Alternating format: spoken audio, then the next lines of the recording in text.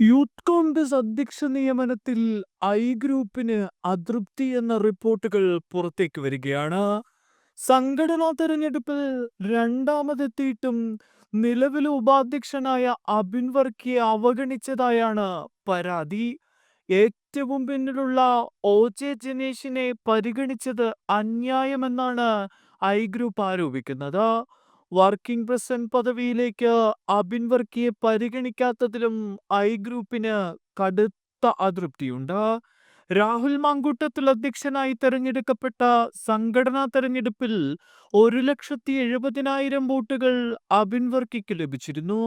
സാമുദായിക സമവാക്യമാണ് അബിൻ വർക്കിക്ക് തിരിച്ചടിയായത്.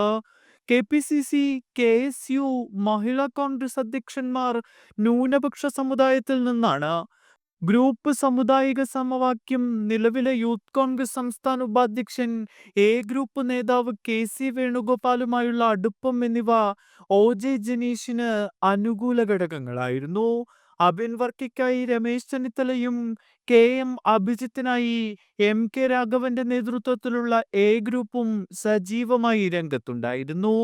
ജനീഷിനു പുറമെ ബിനു ചുള്ളിയിൽ, അബിൻ വർക്കി, KM അഭിജിത്ത് എന്നിവരുടെ പേരായിരുന്നു അധ്യക്ഷ സ്ഥാനത്തേക്ക് പരിഗണിക്കപ്പെട്ടിരുന്നത്. ഇതിൽ അബിൻ വർക്കിയെയും അഭിജിത്തിനെയുമാണ് ദേശീയ സെക്രട്ടറിമാരായി ഉയർത്തിയത്. KSU യൂണിറ്റ് പ്രസിഡന്റായിരുന്ന OJ ജനീഷ് യൂത്ത് കോൺഗ്രസ് നിയോജക മണ്ഡലം വൈസ് പ്രസിഡന്റ്, ജില്ലാ പ്രസിഡന്റ്, സംസ്ഥാന വൈസ് പ്രസിഡന്റ് എന്നീ നിലകളിൽ പ്രവർത്തിച്ചിട്ടുണ്ട്.